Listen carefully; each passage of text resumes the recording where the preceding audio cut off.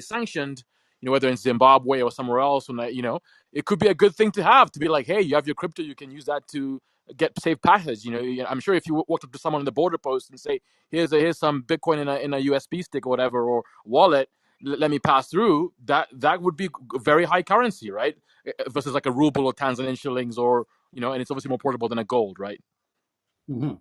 So the next topic is Washington Post says that TikTok confirms it has shut down access to Russian media sites like RT and Sputnik in Europe following requests from individual governments and the European Union.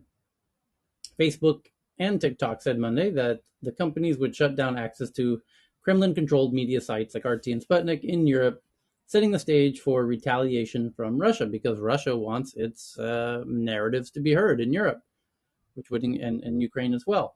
YouTube is also blocking RT and Sputnik, so we can add TikTok, Facebook, and YouTube all to the list who are complying with Europe and the EU, who want to block Russian media. Okay. And then the next one says social networks and the internet have become a valuable force for Ukraine and the allies of democracy during the early days of Russia's invasion. The next one from Axios says, Facebook says it will, quote, be restricting access to RT and Sputnik across EU at this time, following requests from several governments. Okay. Netflix won't add any Russian channels in the country, given the current situation, despite regulation requiring it to add 20 federal channels from March 1st. Twitter starts labeling tweets that link to Russian state-backed media outlets and plans to label other countries' state media outlets in the coming weeks. And we saw an example of this in our DMs yesterday, where somebody shared a story from RT, and it looks noticeably different than any other link you've ever had shared on Twitter.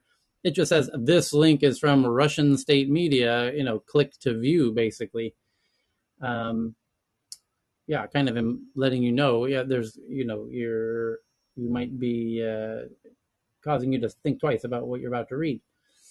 The next one is that NVIDIA confirms that hackers have leaked employee data from NVIDIA and some NVIDIA proprietary information.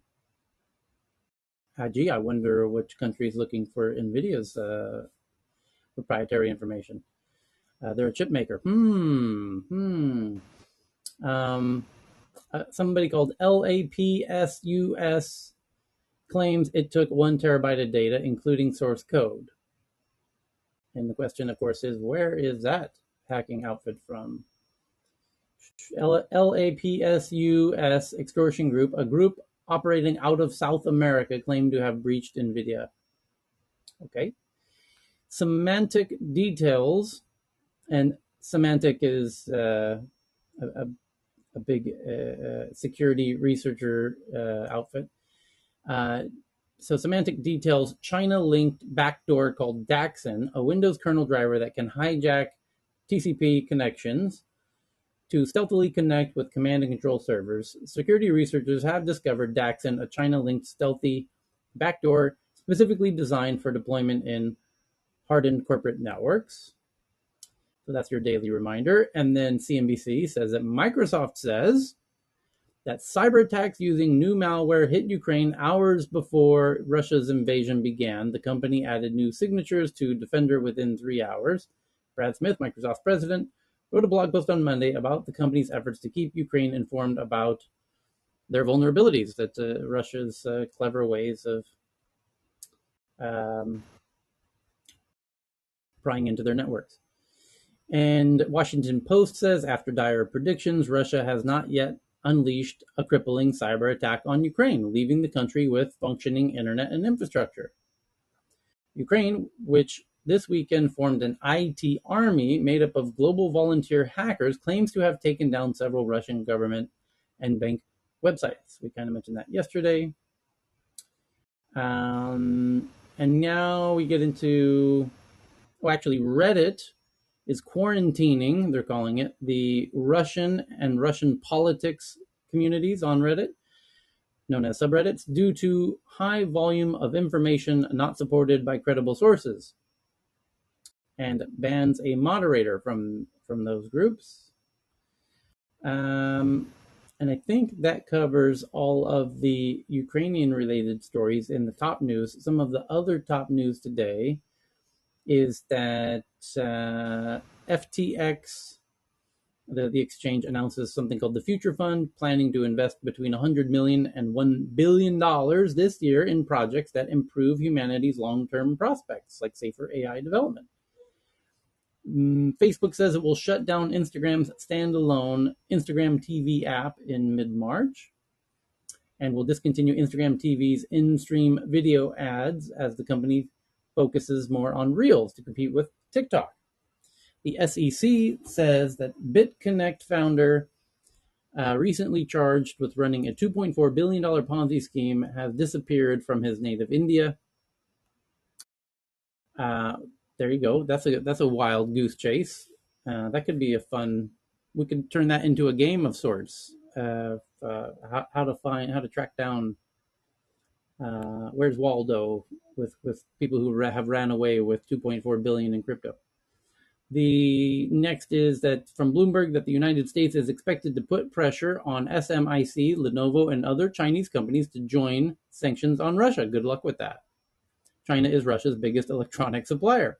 Yeah.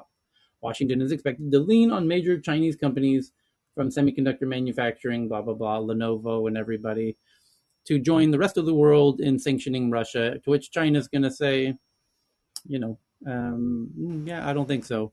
We're kind of friendly with them, and it's kind of the two of us versus the rest of the world. So go pound sand, and but they'll say that in a very nice way, of course. But good luck, America. I think honestly, America knows China's going to tell America to go fuck itself, but America wants to show for the world that China is not going to be friendly with the rest of the world and is going to cozy up to Putin and make an example of it. So the next one is an Israeli judge lifts reporting restrictions on the arrest of a former Celsius Network CFO for suspected fraud. Israeli startup called MD Clone, which creates synthetic medical databases for research, raises $63 million. Developers at Electronic Arts, EA, Zynga, Ubisoft, and others describe internal turmoil and disapproval over executive-level decisions and plans to use crypto and NFTs in games. An internal culture war is playing out across the video game industry, with developers and players pitted against executives and crypto evangelists. Yeah, makes sense. I've heard the same from friends who work at Mojang and King Games, the makers of Candy Crush and etc. Paul, by the way, who works as one of the leads for Candy Crush at King Games, would join regularly here, but he joins every day over in the Nordic Tech Lunch Room. And we could ping him to see if he might jump in and make a comment about this. Let me try and ping Paul. Tyler, meanwhile, as somebody who's involved in games, in that I educate people to make games, and a keen Bitcoiner and Bitcoin educator, I'm pretty against most forms of cryptocurrency being used in NFTs being used in games, simply because the people at the end of who are playing the games don't know what they're getting themselves in for. It's such a complex space to understand properly, and people are just going to get screwed. Is my thought. But anyway. Okay. So, small world, Tyler. I didn't know you know Paul. I know Paul too. Yeah. Well, I know Paul in real life because he's in Stockholm. And wait, this isn't real life? No, this is called in the IRL. This is the metaverse. Yeah. So the next one, Amazon makes its Luna game streaming service available to anyone in the U.S. and adds new features, including free games for Prime members. South African crypto exchange raises $50 million. African financing service M-Kopa, which helps people with bank accounts buy smartphones, TVs, and other items, raises $75 million. Mabana, is that sort of a buy now, pay later like service? M-Kopa? Yeah, so I know this company very well. They've had a long road, and they kind of started off doing, I guess, sort of micro loans for small solar units. So think like a small 100-watt, 200-watt panel that someone in their village can use to like in their house to use to like charge a phone and maybe a light bulb, and then kind of over time sort of graduated up to bigger systems. So they kind of, and this is very well tied to M-Pesa mobile money, right? Mhm. So Safaricom has a big stakeholder. In fact, the founder of M-Copa is one of the founders of M-Pesa mobile money. As you know, that's a huge financial services innovation in Africa. And so they basically tried to marry the mobile money innovation with solar, kind of sort of provide a lease to own system. So starting from small, and then they're now moving up to bigger systems. So whether it's TVs and providing other financing aspects, like I think the buy now pay later aspect, and so this is a really good, just kind of steady as you go, kind of over the last couple, like I think it's been a decade now they've been in the market in Kenya and expanding. And so just a really flagship, awesome company in Kenya that's kind of helping people get connected with solar, as well as going up the chain into other devices, and really kind of piggybacking off the back of the innovation of mobile money. In fact, companies like M-Copa is what really led me to move back to Africa and start doing investing in tech startups, because I knew that once you have the mobile money payments, and you could leverage that to get into other areas. So yeah, it's a great race for them to get into the space.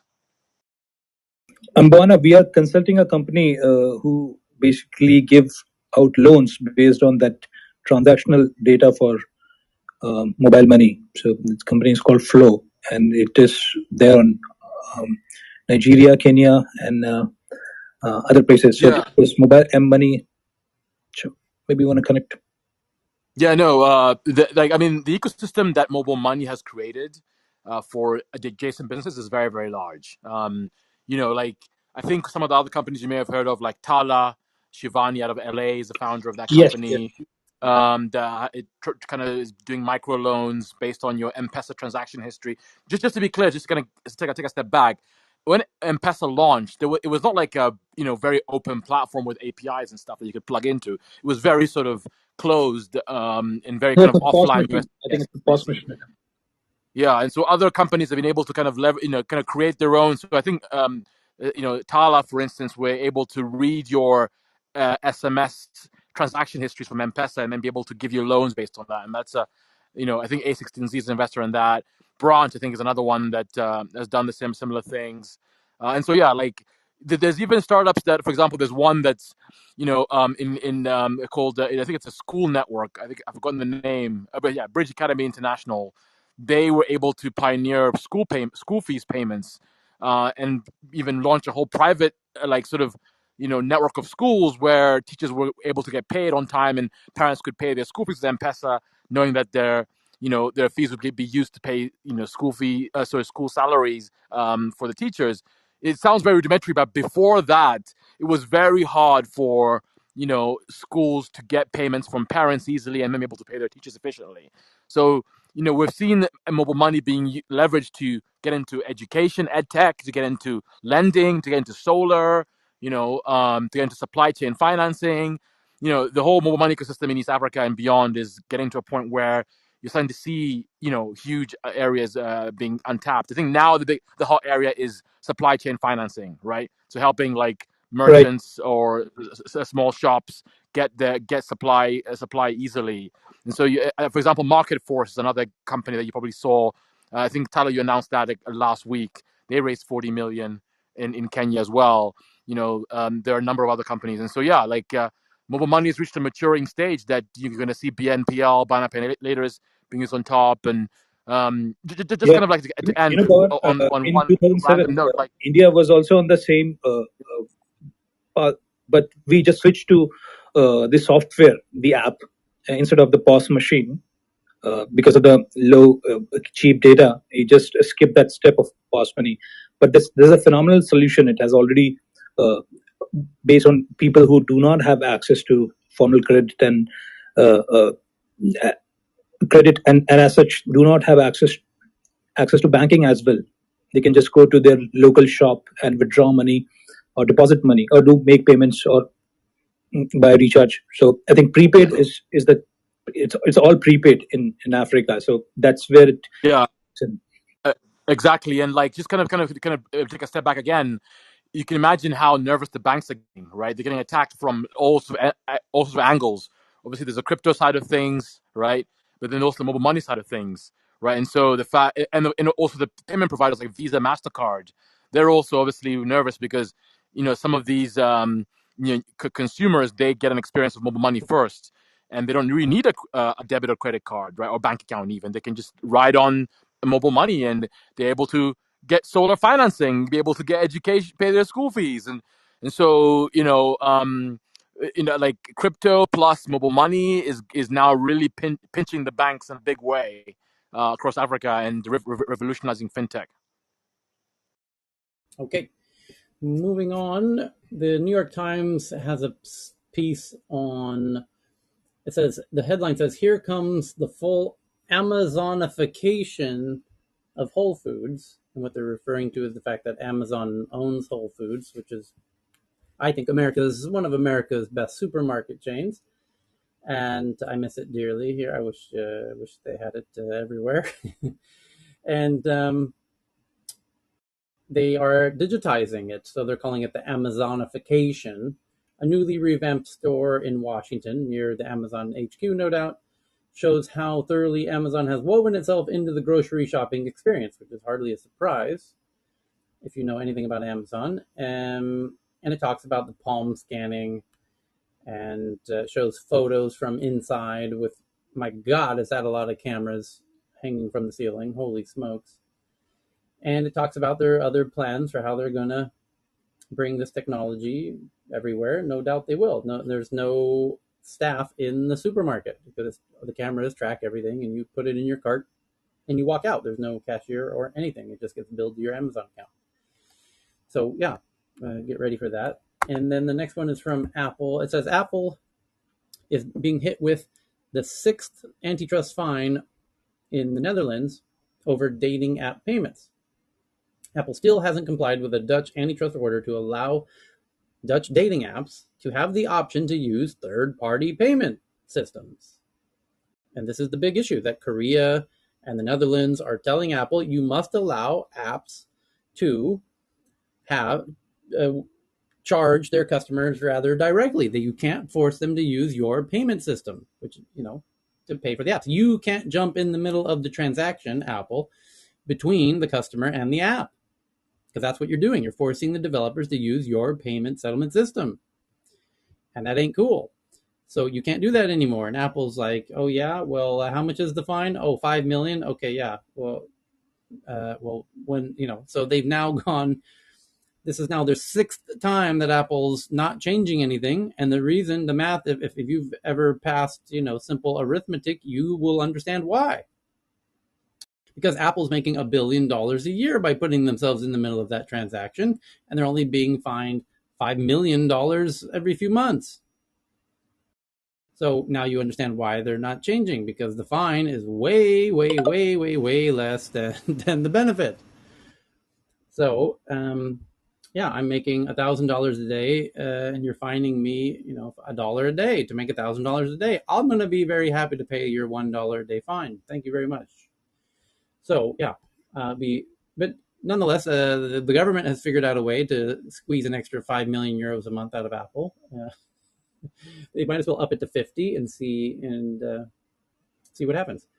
The next one is that Waymo, which is Google's autonomous car company, has been greenlit to begin charging for Robo taxi rides in San Francisco. These are fully autonomous taxis with no human drivers. That are not, we watched this all unfold over the past 9 months, where Waymo went into San Francisco with human drivers, although they weren't really touching the wheel that much, just to learn the streets. And then we watched, 3 months ago, when the humans left the vehicles and the own CEO was the first rider late one night. Asked to see their insurance policy. And then now today is the latest update in this very interesting evolution, where now they are now allowed to charge for those rides. And oh boy, is that an important moment in the evolution of the autonomous taxi movement, where now you can monetize 14 million American jobs. Exactly right. And as I've been screaming for a very long time, this automation thing is going to come swift and hard, y'all. This is not some drip, drip, slow. This is in the next 3 years. This is just the way tech works. If you've been paying attention, this automation of cars and I've this autonomous delivery vehicle network, write it down, tattoo it on your arm if you need to, is going to be an absolute game changer. And Isn't it? Yeah, go ahead. Isn't it funny that you've got essentially two ends of the spectrum? You've got an autonomous suite of vehicles, 40 miles or 54 or 15 or whatever the number is, miles long, that is autonomously riding Putin's autonomous vehicles, shall we say, because they're not being driven by conscious agents, they're being driven by robots, human robots. Yeah. And now, you just have to look just slightly further than your nose, and you'll see that those will be autonomous in the future without the need for wetware, shall we say. Well, that as well. And make no mistake, this is Google with Waymo. And then the last article you'll notice was Amazon removing all of the supermarket sales folks. And you can imagine these two things could go together, where the supermarket or a form of the supermarket in the very near future, which is fully automated, will throw the shit into the autonomous vehicle and bring it to your lazy ass in 5 minutes, forget 10 minutes. So, and this network of autonomous taxis, which is being controlled by an AI, can masterfully, in the most efficient way possible, in a way that no human genius could ever imagine even doing, can route hundreds of thousands of orders most effectively and efficiently across any geography. And it's truly... So let's go to the end game. Let's go to the end game on this, right? So we know this is happening. We've been talking about this forever. We know that this was the end game for Jason in Uber, right? And everybody else who was in that trade was always the understanding that we're going to destroy the driving business and remove all those people, etc. But if we extrapolate that all the way, at what point will humans realize that they are the market, they are the unit of consumption? They've shown, when we stop consuming, we need, fiscal stimulus from the government. When we can start spending again, we create inflation because of our insatiable demands and our needs. So when will the public make the connection so that they realize that every household is on average consuming $60,000 worth of goods and services? Without them consuming those goods and services, there are no businesses. So we at the individual level are the unit of value in the oikos nomos, the household accounts economics, and that as such, when will we realize that we could just be getting those goods and services directly from the brands we love and finance them, as one of the previous speakers, sounded like it's from India, noted about buy now, pay later, and that instead of going through the intermediaries and paying 13% average on our $6,000 revolving credit facilities that enable us to exceed our average income median income of $60,000 per household, and do we realize that we don't need to have those guys in the middle, that we could just order goods from our favorite brands and that we could be given incentivized economics by those brands so they don't have to pay Google the advertising dollars, because I'll express my preferences directly and privately and be rewarded either with financing by my favorite basket of goods, because I consume probably most of 80% of the goods and services from S&P 500 names. And when do people just make those connections? And when do the VCs make those connections that says, the ultimate endpoint here is that we have people patronizing businesses that treat people well and act with good principles, and we will put our purchasing power towards them to our own benefit. It just seems ridiculous to me that people haven't moved to this position. But Nicholas, we're not going to be ever. I mean, nobody's going to realize that ever. I mean, majority of us actually, do the shopping on the whims. I mean, there's like a small minority who actually runs on the month-to-month basis or day-to-day basis. All these big 80% of markets, Americans live paycheck to paycheck, yeah. which But means that they look at have the preferences that are but, predictive. but look at the spending patterns. I mean, when you actually move into the shop, you just buy. I mean, there are like, there are studies being done like in terms of like how much we spend towards our needs and how much do we spend on our wants. So the more people going to be getting involved with that process is going to be just looking from the facilitation perspective, not because of the wants and needs perspective. So here it comes. We used to go to the Walmart and we would say, okay, fine, this t-shirt is 50% off, so I'm just going to buy it, whatever the price is going to be, or whatever the brand I like, I'm just going to go with it. But then I realized that there is a better service that I can order. I can, hours and hours, I can actually browse on the net, and then I can choose, click this, add to the cart, add to the cart, add to the cart, and press the button, and next day that arrives. So we just shifted all the way to the Amazon. So the better value we are getting is not in terms of the actual price, it's actually towards the service of the experience or the market or the way we actually interact with the market.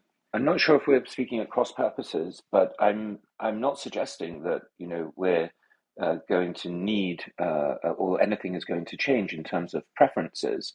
It's just that there's a middleman who's involved in the middle of the car. There's car manufacturers, and then there's Uber. Why do you need Uber if you could buy the car and just put your car on the network and let it drive for you, and you can make the arbitrage between the cost of financing that car, at which you're being offered financing at 5%, and that it can make a yield for you for 10% a year, for example. That can be contributed to a public pool of vehicles. Matt, that can be contributed to a public pool of vehicles that anyone can get into because they're certified. That's why I asked Tyler about the insurance policy.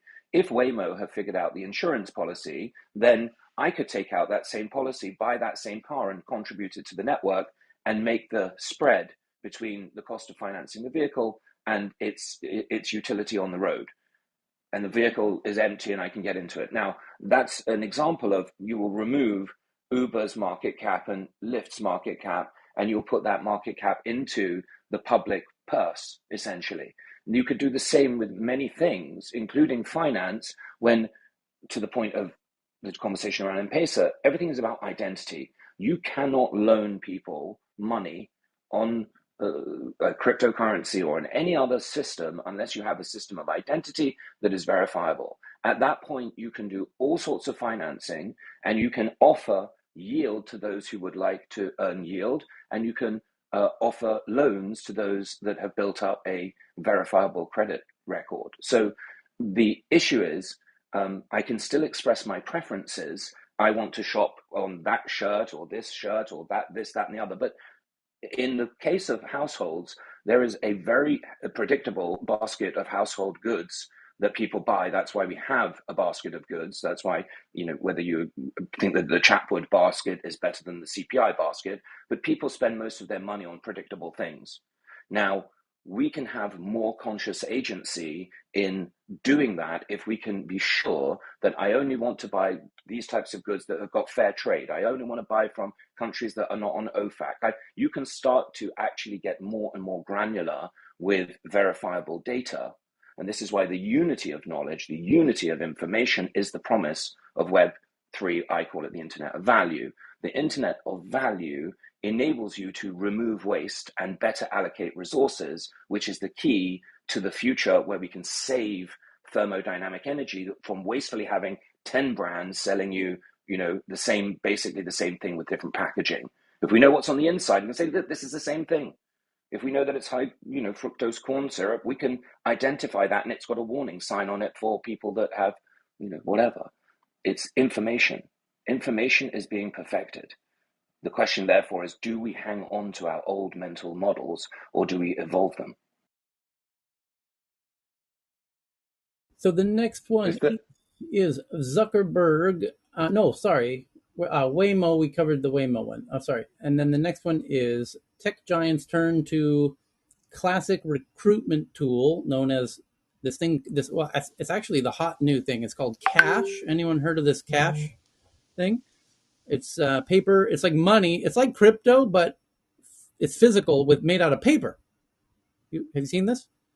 And tech giants are turning to this hot new thing they're calling Cash. Google's parent adopts new bonus plans, and Amazon doubles its salary cap as lure of stocks and stock options fades amid inflation and increasing competition. And they're using this new paper currency. It's like paper crypto called Cash. After years of enticing employees with large stock awards and surging share prices, some technology companies are deploying a time-tested tool called Cash. But you're being a little bit facetious here, right? That And cash is not going to be You paid in think notes. sign-on It's bonus, cash right? compensation. I Sign-on swear, Way bonus. too I complicated. swear to God, That that's what I just read the article. I didn't really add much to it. Sign-on bonus. Okay, that's it. Right. So it's no, but all it's saying is that people would rather not have stock. They need money in their pocket because everything's getting more expensive, and they don't want to cash out their stock because it has tax implications. Everything that the corporate does is really for tax optimization and for optimization of its human resources if it's reliant on those human resources. So it would make sense that people would want more cash compensation versus stock compensation as part of their overall compensation package. Well, and I think that Amazon's announcement 3 or 4 weeks ago, Nicholas, points to just that. So they're doubling the base pay for all of their employees. What does that really say about the OTE, the on target, or OTC, on target compensation? It's probably more of a signal to the health of the stock in the long term. So to your point, they want more cash up front than the risk of the options moving forward. Okay, next up, JT. Oh, go ahead, Carl. I was just going to say the real player in this that would be sort of the big news would be Amazon, because obviously Amazon doesn't really do signing bonuses, it doesn't really do raises and that kind of thing.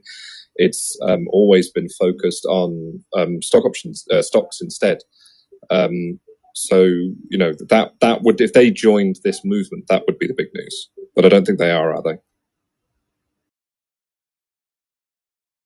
Okay, the one that I just found that Russia's energy gas company Gazprom has announced a major gas deal with China, with the construction of a new pipeline to supply 50 billion cubic meters a year to Beijing, because they correctly assumed that they were risking their business with Europe by attacking Ukraine, and they were correct on that. And they have another person to buy all of their oil and gas, as they're going to need. And then you can use Chinese yuan to reroute from those dollar and euro.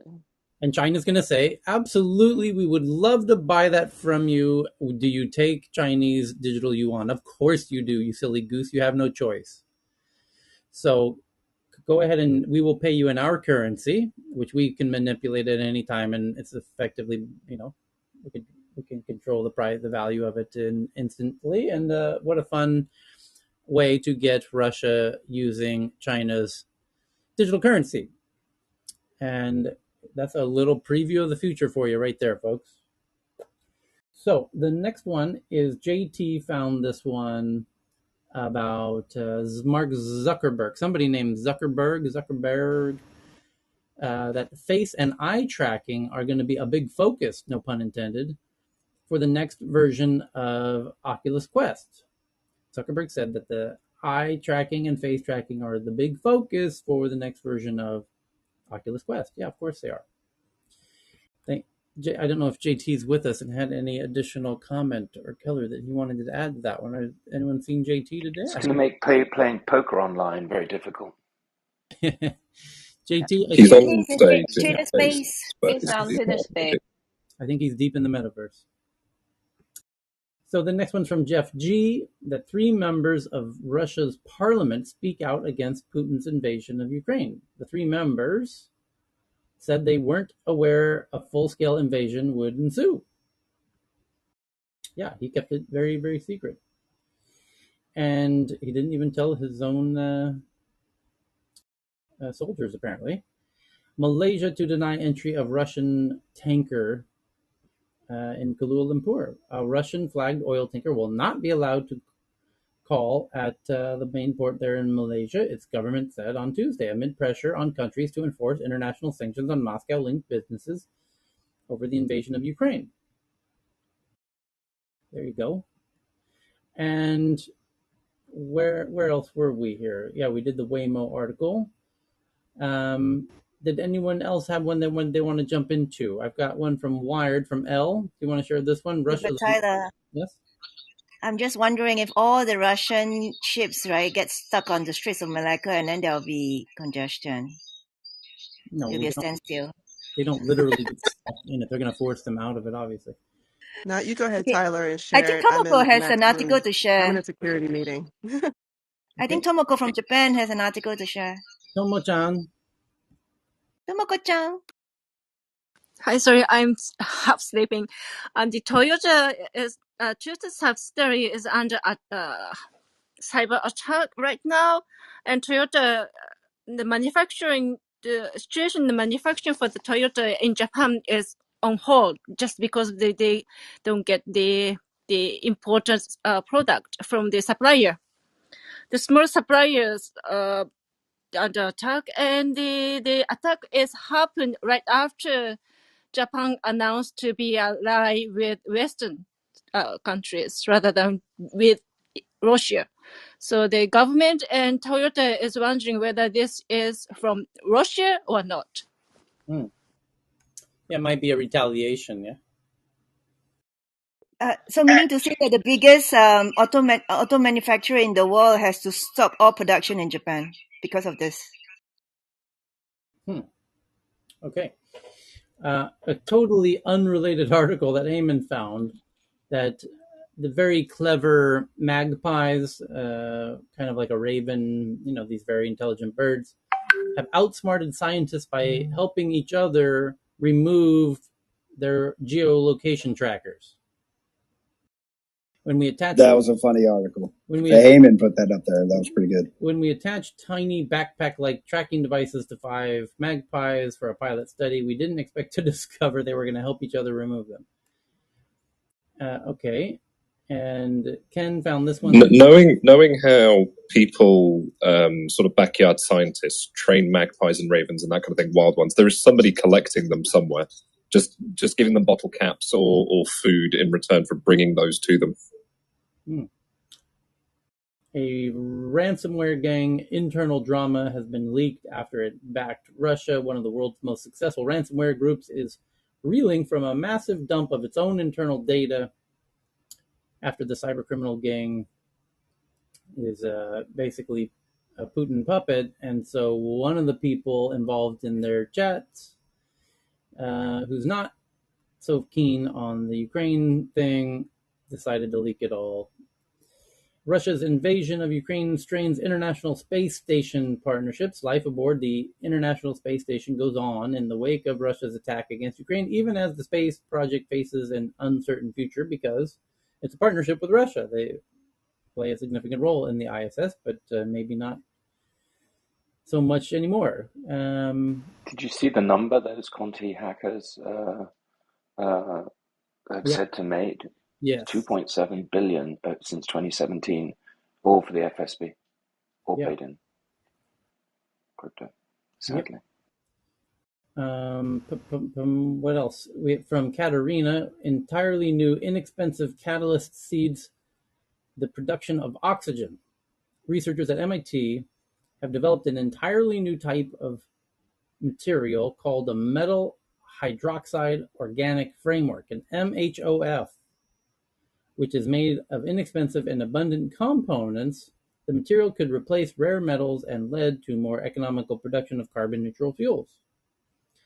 And new nature-inspired concepts for turning carbon dioxide into clean fuel. Researchers from University of Cambridge have previously shown that biological catalysts and enzymes can produce fuels cleanly using renewable energy sources. Let's hope so. I've got a question on this for anybody who understands. What are the remaining applications that make it financially viable to invest in researching fuel. As in, if you look at just cars and vehicles, I think it's been overwhelmingly proven the benefits of electrical motors, not just the generation of the power, but the efficiency of them, the maintenance of them, the speed of them, the performance of them. Everything is pretty much better. So for researchers and for corporations still to be pumping money in to find sort of biodegradable fuels, is it simply the fact that we're going to have we're going to have ICE engines still for another 10, 15, 20 years on the roads, obviously, because they can't all disappear? Or are there certain things for flights, for instance, because I know the energy density isn't good enough in batteries yet for flights. Is that the market that this research is sort of aiming for? Does anybody know this? It's nowhere near good enough, Carl, for flight. So that's like nowhere near. You're talking 10 times. Yeah, exactly. I know that. That's what I'm saying. Is that what the focus is? All these industries that take sort of what we just heard there from Tyler is where they're focusing on sort of alternatives to petrol and diesel. Where are they targeting? Where are the sectors that are just nowhere near electrification beyond, I suppose, just shipping and flights then? The vehicles used to mine the lithium metals and so on are all ICE as well, so that's kind of a funny symmetry. So, Johan, are you on stage in Clubhouse, my friend? Yeah, he shared breaking news. Yeah. Yes, sir. Can you share the ICANN news? ICANN is the global ones that handle all the IP addresses, a name service for the internet, more or less. And the thing that there has been discussion of withdrawing all the IPv4 and IPv6 addresses from the Russian IP space. And that's will send that there won't be any more hack attempts from Russia because they won't have access to the internet at all. Not at all. If you don't get an IP address that are part of the Border Gateway Protocol map, BGP map, then you're alone. There's no way they can breach that that would actually cut them dead in their own, and they won't be able to reach anything, and we can't reach them either. But who cares? To give an imperfect metaphor, it would be like removing the phone numbers from all the phones. Like you wouldn't be able to contact them without the phone number to contact them. And there goes the, crypto can be touched and can't be stopped, and that's it. You deny that country from everything, including, their crypto, whatever that they're going to plan to do. Yeah, internet. So one of the things the benefits of this is that it will free up IPv4 addresses needed in the rest of the planet. So they won't be getting them back. Wow, so it's like a permanent kind of thing? That's too harsh, because eventually, things are going to go back. You're trying to pressure them, not send them back to the 1980s. Yeah, but they could, okay, you lost your IPv4 address, we need them on the outside. You can use IPv6 addresses. We have plenty of those. But on IPv4, sorry, you need to pay for what you did. Congratulations, sir. The decision-making body of ICANN is a handful of Europeans and Americans, or what is? Yes, exactly. And I think they mixed in some Canadian as well, but I think they can handle him. It's 7 people, right? The council. So they control the whole internet, guys. So keep them nice. Treat them nice. They have the keys. Yeah, there's also breaking news that the Kiev TV tower is blown up by the Russian missile. So they have the channels went offline. No more channel. I think that's what they need internet TV now. Yeah. Okay. And that was a cell tower. That was one of the major cell towers as well. So we will probably have a lot less of Ukrainian users joining us in the Ukraine room this evening. You mean there's a cell phone tower? Yeah. Cellular tower? It was a hub for all, because all the cell towers in the city had parabolic antennas pointed towards these ones, because this was the hub for most of the telecom companies. I know that the Telia affiliate in in Ukraine, we're using that tower for telecommunications.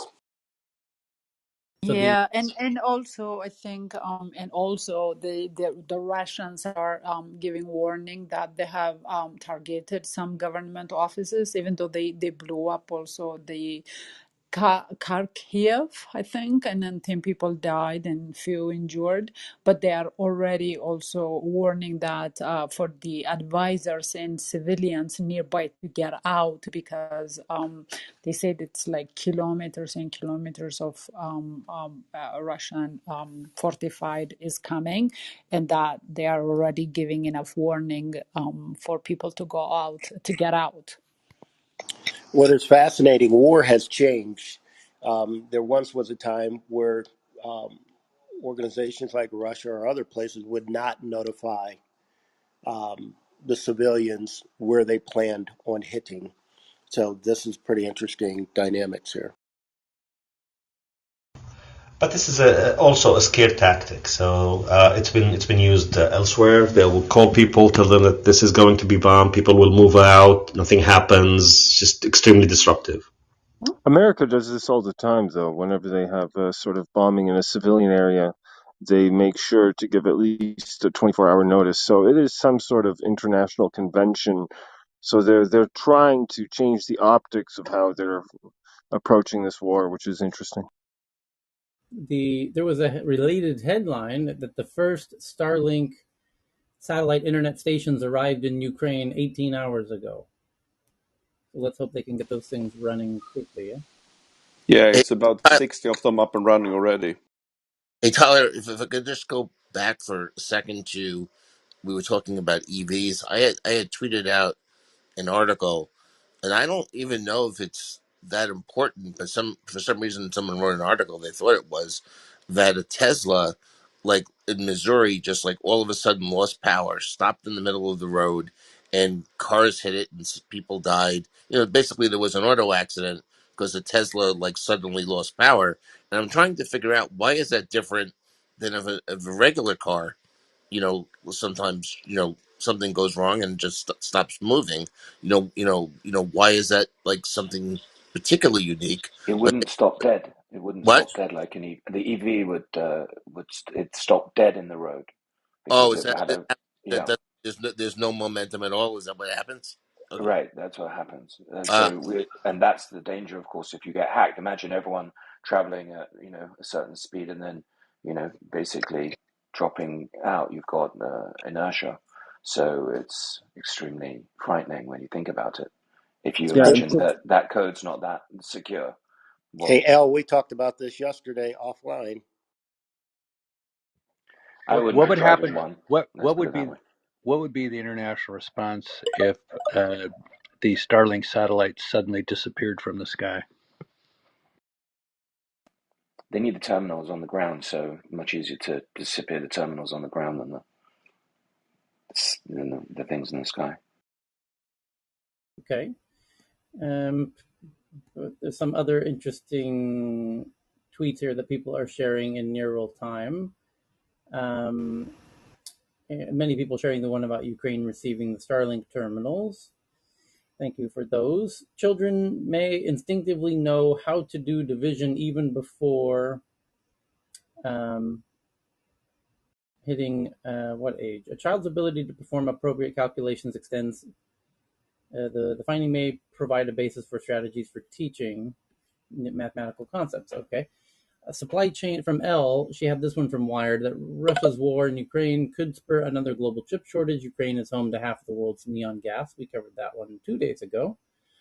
And Afghans in Afghanistan are forced to sell their kidneys as extreme hunger tightens in Afghanistan. People in Afghanistan are selling their organs in order to feed their families as they fight to stay afloat amid an economic crisis and extreme hunger. Illegal organ trading existed before the Taliban takeover, but the black market has exploded after millions more were plunged into poverty due to international sanctions. Current United Nations estimates suggest more than 24 million people, 59% of the population, are in need of life-saving humanitarian aid, 30% higher than previously. You're going to have to administer antidepressants with this news soon enough. Yeah, that's 24 million people.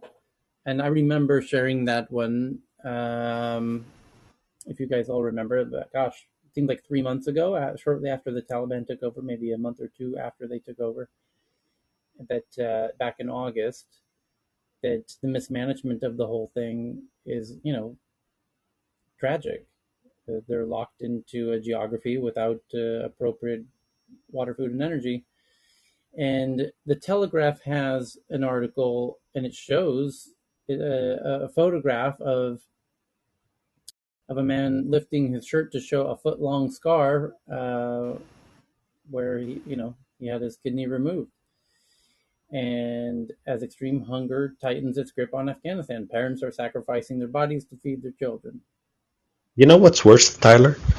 Nobody around the world cares. They're like, the Russians tried, the local governments tried, the Americans tried. Nobody cares. They can't leave. They can't stay. It's just like such one of the really dire humanitarian situations. It's like nothing we've seen, and they're left for warlords to basically just either join us or risk poverty, and not just any poverty, to brink of life and death kind of poverty. So it's I don't even know how to fix, like, even in my imagination, how to fix something like this. Nobody cares. It's just like one of those. Well, the tricky part is the solution is very unclear because the neighboring countries, namely Pakistan and Iran, make it rather impossible for them to leave. And yeah, they don't want them. Yeah. Right. Well, they've made very secure borders because they don't want them. So it's difficult for them to even become refugees. But they're not able to become refugees in their neighboring countries, for example. And then the Sweden and the UN had been warning about this back in November, that going into the winter, a lot of these people would die.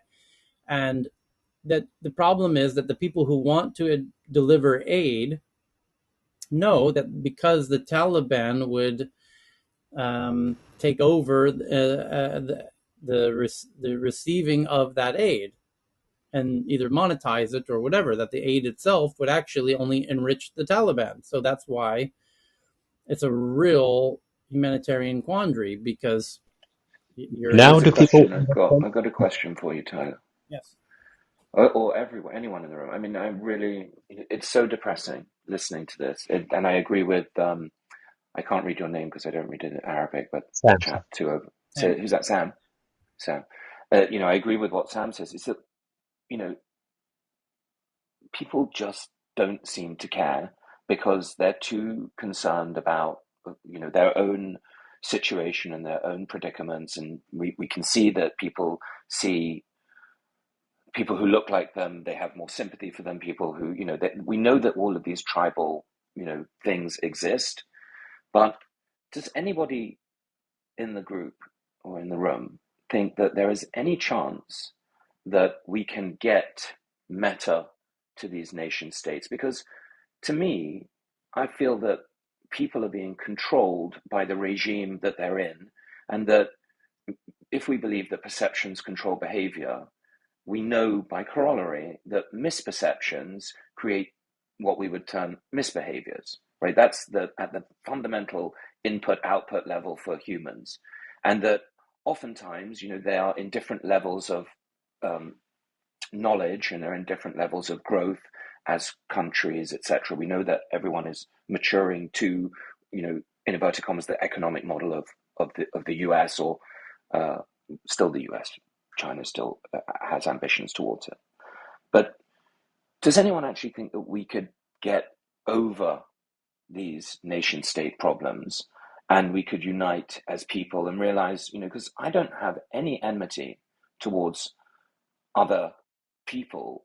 I feel that they're being misled by, information asymmetries, like we've talked about in the past, like meme kings who are influencing stock markets, like Elon, meme lords like Jack, and then you've got these, autocrats who are commanding and controlling all the information that their people receive, which is how we're, creating enmity between us that seems like so unnecessary. Does anyone think that we can get above this? Nicholas? No, we can't. I mean, Okay. we actually, Kai, this is L. I mean, it is highly possible, but because people are more focused on what they don't have and what others have, and that's the narrative, because that's how the very powerful will keep you from thinking about focusing on them and what they're taking away from you by putting people against each other. So if people uh, change, at least change their narrative mentally about what is being presented to them, they will know that most of the stuff they're being told is nothing but lies, so they're not paying attention to what the real issues are. And if people figure out that we have more similarities than we have differences, then that's when the narrative changes. But it is highly possible. But more people need to raise their kids and need to raise their kids with that thinking as well as practicing what they preach. On this Afghan issue, like, I just want to quickly update the situation. Like, everybody has to understand what exactly happened there and why the situation got to this point where it is right now.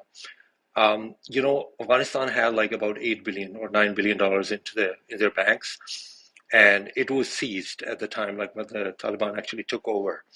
And now, recently, about 2 weeks ago, half of it, of that money, is actually gone to the affectees of 9/11 after 20 years, and rest of the half is going to be distributed in the future, or like it's still being seized. The developments happened like about 3 months ago, the very first time, like all the the neighboring states actually came together, and the OIC also actually conducted a conference where about 27 foreign ministers actually took part, and it was decided that they're going to actually contribute, and about $1 billion were committed, that's going to actually flow in terms of the aid, and it's not going to be money, it's going to be the aid. That hasn't come in yet.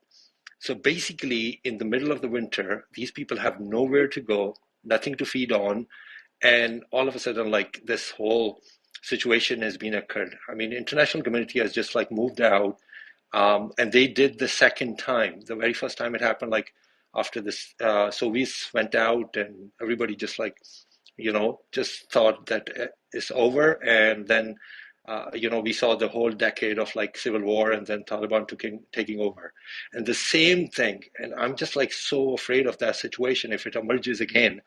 Imagine that those people who are actually not able to actually feed their families, what choices do they have? I mean, we have like another, situation which is going to implode and then explode. And then everybody's going to be actually complaining about the terrorism being exported from Afghanistan. I mean, this was the time to actually curtail that and give them what they needed to actually give the education. What is happening right now? I mean, the whole international community was saying that the women education is not being done in Afghanistan. Forget about women education. No other education is being done. Even the men are not getting educated because they don't have the money to pay for the teachers of those schools who are teaching them there. So, I mean, if they cannot Khurram, I have a supply... question. Like 6 months back, What? if you visited Kabul, there were corporates setting up their office. Microsoft had its office. Indian companies had their offices in Kabul and nearby region. What was wrong? What was wrong with what was happening 6 months back? People were employed in some, I think, mid to low-level jobs. So there was what was wrong then, and why did it change? When I don't Ghani, know what you're when he referring was to. president, what was wrong? Are you talking about the U.S. Taking out the forces, or I didn't get No, your no, I am point? talking about regular Afghan life. So 6 months back, forget about what happened. 6 months back, Afghanistan, Kabul region, and even they had people working in offices, local shops flourished, at least in metros. I'm not sure about what was happening in the village areas. People had jobs, people had money, people had food. What was wrong in that scenario? No, people were not selling their organs then. What happened? What do you think? What happened? Yeah, because the U.S. was pouring in like $5 billion a month. The money was there for people to actually get paid and spend and do the trade and everything. All this money was coming in. No. That's I why they think were people flourishing. were making their livelihood by transaction like any other country which makes money. US aid was coming. A lot of it was being consumed. India was trading heavily with Afghanistan. A lot of supplies were happening, transit. A lot of exchange of goods were happening from. What's your point? My point is that Afghanistan was stable, and after Soviet, so Khurram made this point, right? Soviet left, everything was in disarray. I'm saying Afghan was rebuilt, right, over a period of time, but thanks to the country called Pakistan and their obsession with Taliban, they caused that whole overturn, that their whole takeover of the country caused huge disruption. There are companies which I know, there are founders who had offices there in Afghanistan. They are not trading. So of course the daily businesses would go down. I don't want It's to not get that into that debate, and no, this is hold not on. the You stage to let me discuss complete. that. So there What are we are discussing Afghans were not here is relying on aid. the current There was situation. business, flourishing business, What is and it? countries. So what? I don't understand what point you're trying. You have a question or you have a point? So so Khurram made this point that okay, just because US left, right? It came in and then they left, and so there is a disarray, and no one else is responsible for it. So I'm trying to make a point that US came, they helped build the country. They also engaged India and other countries in trade. They built that country slowly, but of course, there is a we have this we have a country called Pakistan who did everything to destabilize Afghanistan, its neighboring country, over the period, and that's what they did. Your point is you want to make it. You want to make a point that you believe Pakistan is to blame for what's happening in Afghanistan. Yeah. Okay. I think absolutely. Period. Okay. Okay, if we can reflect back on the humanitarian section, now people can understand why people were clinging to aircrafts while they're taking off, because they did not want to stay in that part of the world, even if that meant they can die while trying this. That's why people are doing this. It's a humanitarian crisis. I don't care who's to blame for it. A lot of regimes have come and gone. There's a lot of areas that are underdeveloped in so many different ways, including education, and poverty it's more on the humanitarian section. Other countries are justified in denying certain groups from entering their borders, mainly because these people will bring with them, whatever they have learned there, and a lot of them cannot be vetted out into this is a good guy and this is a bad guy. They can't do this. So they have been helping for, I don't know, 30, 40 years now. At the end of those 40 years, I don't think they're in any better situation. So and that's what's happening in Afghanistan. All the neighboring countries don't care, and people who were able to, bestow some level of civility there pulled out because of political, pressure. So I don't know. I'm praying for that part of the world to get better. And for, I think David was Nicholas had a question if they can get them the metaverse. These guys at some point in the 80s had people barging into their homes and breaking TVs because they're illegal. They're the devil's whatever, and weren't able to get proper any kind of external or education. Yes, we can send them stuff through Starlink. Yes, we can. But these guys, if someone finds a Starlink dish on your house, you're probably going to die a very painful death in front of your family for doing this. So And you do this a couple of Nicholas' times question in was in the how village. over You're this. Tyler, done. one, Like, one comment here really quick. I think, let's just be very careful because the reason why, we're talking about tech and in Afghanistan, and I just want to be very, very clear about this, which is don't believe everything you hear from government and the media about these topics. When you talk to people on the ground, I'm pretty sure people in Afghanistan have TVs and computers without worrying about the devil. I think this is all great, but again, the contrast that we've seen displayed around what's happening in Ukraine, and how people are talking about Afghanistan, and again, all the things that are happening at the borders, I just want to be extra careful that we don't bring our biases into these conversations that are supposed to be centered around tech.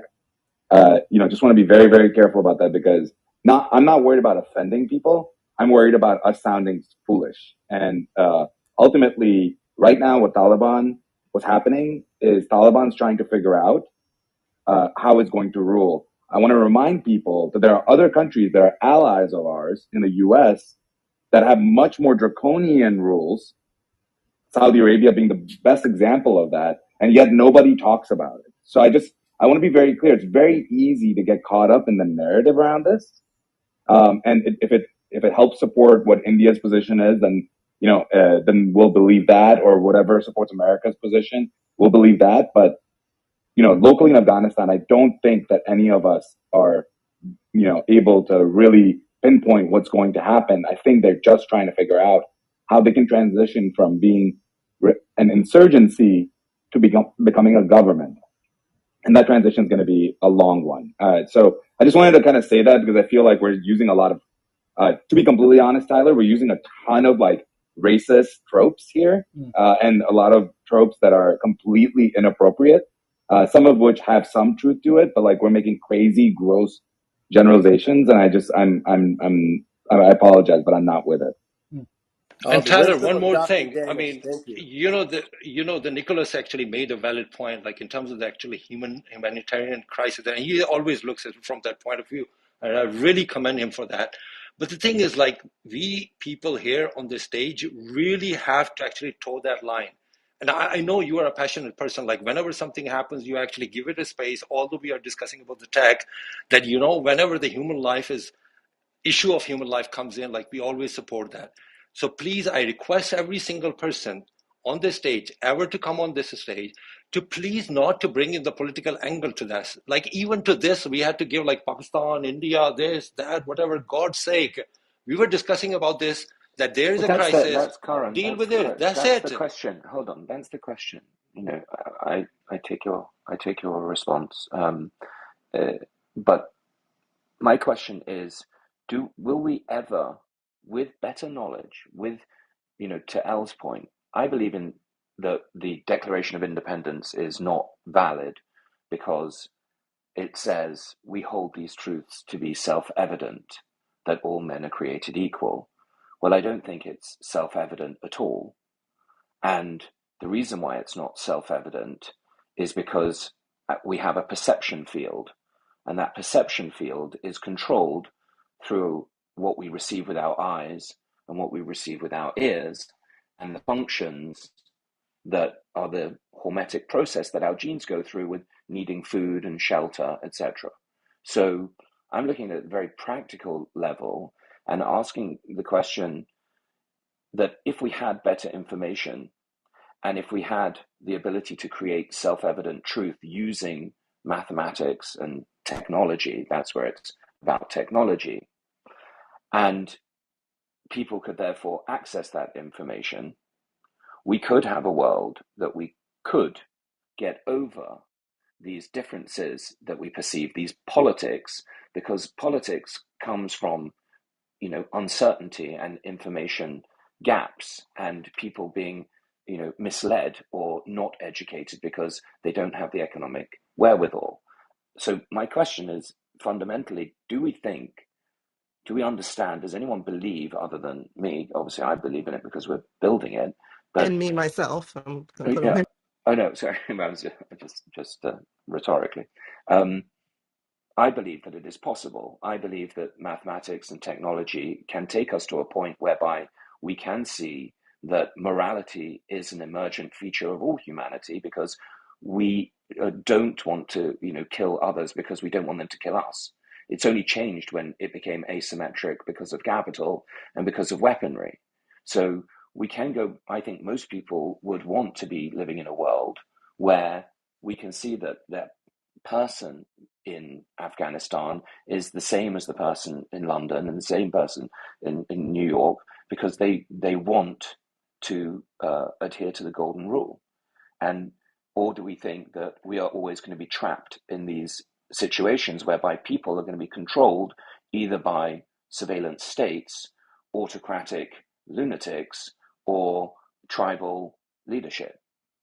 That's my question: is do you think that, like electricity that becomes spread, if we have this technology, people will adopt it, or do you think that it's just hopeless and we're going to be killing each other for no reason, for even despite all this technology that we have?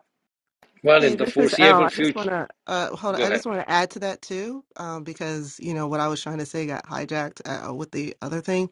This was just a clear example of what Nicholas and I are referring to.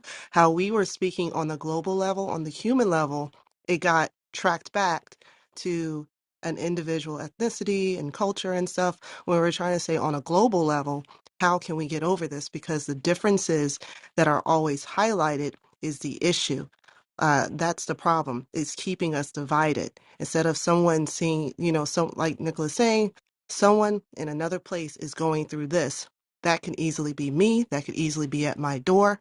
So what can I do to help? How can I ensure that this doesn't happen? What can we do? When people realize that they have more similarities and differences, stuff like this can be minimized.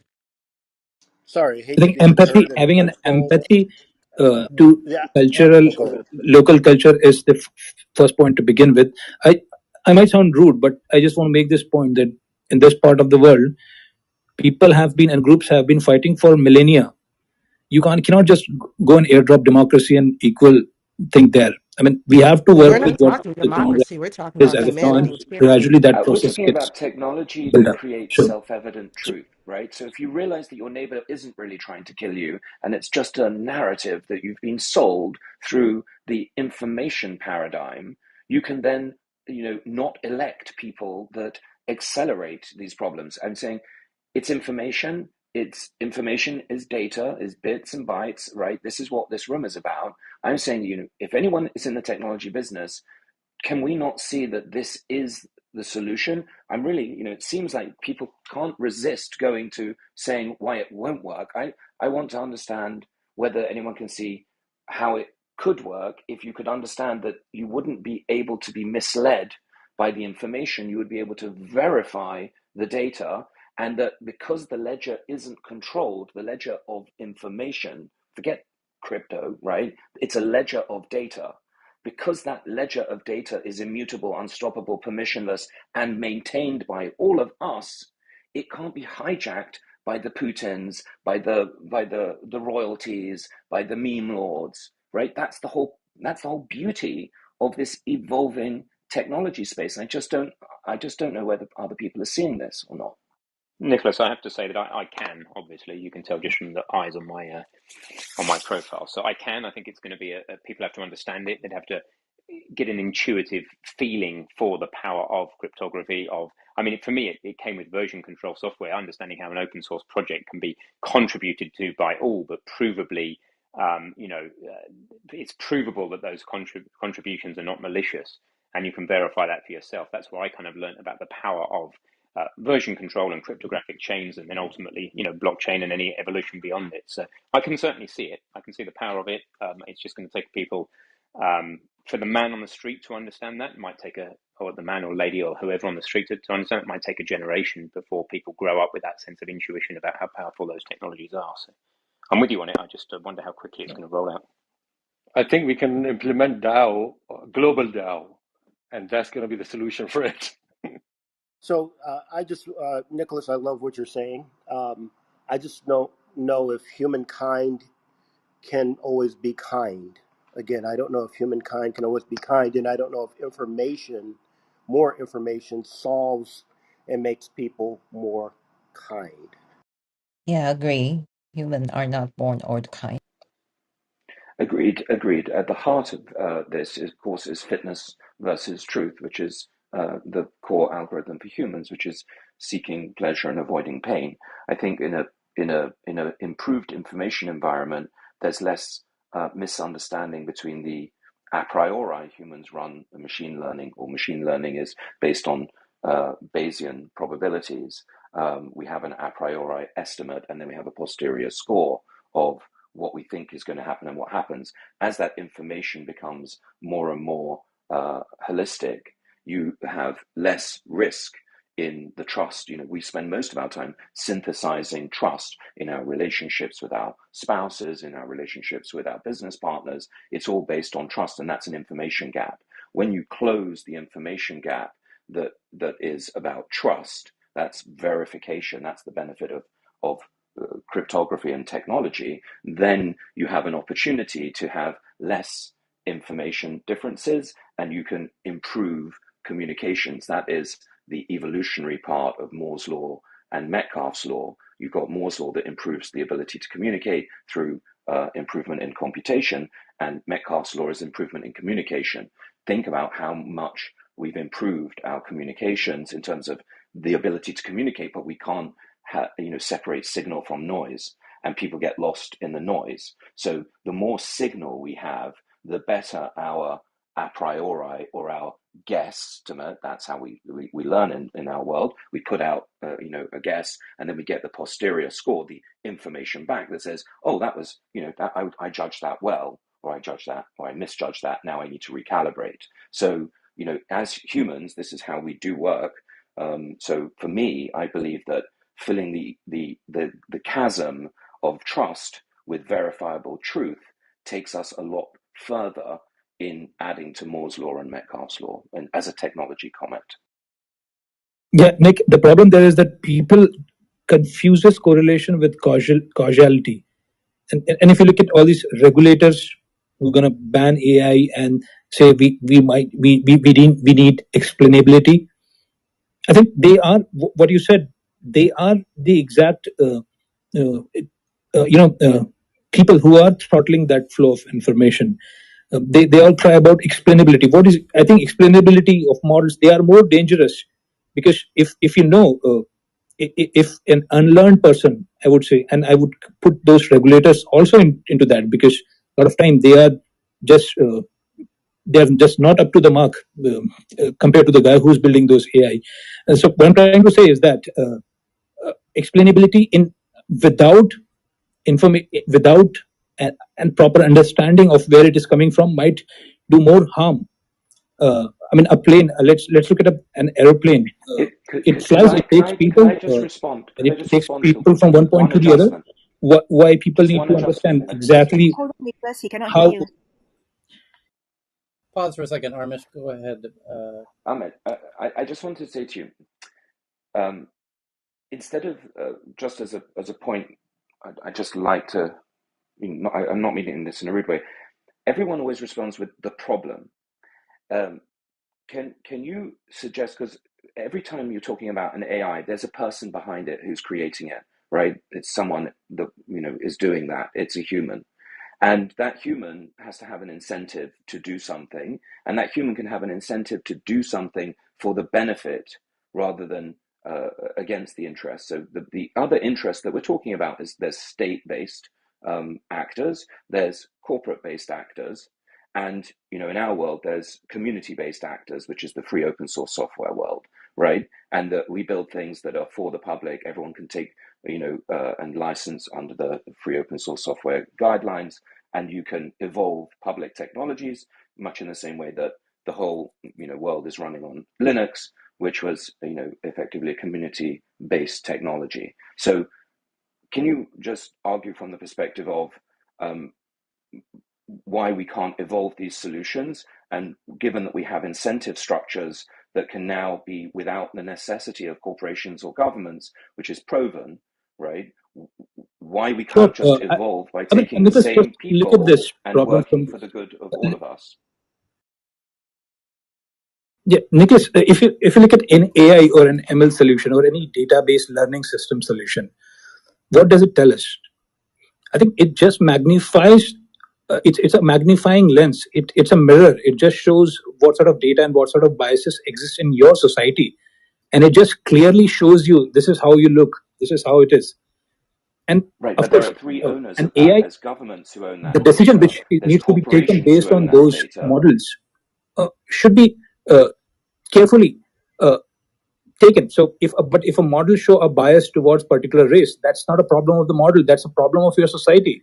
So all people need to start looking into the mirror very clearly. So These models should you use as many data points as possible and show people what this is how you look. Now, based on this, take a decision.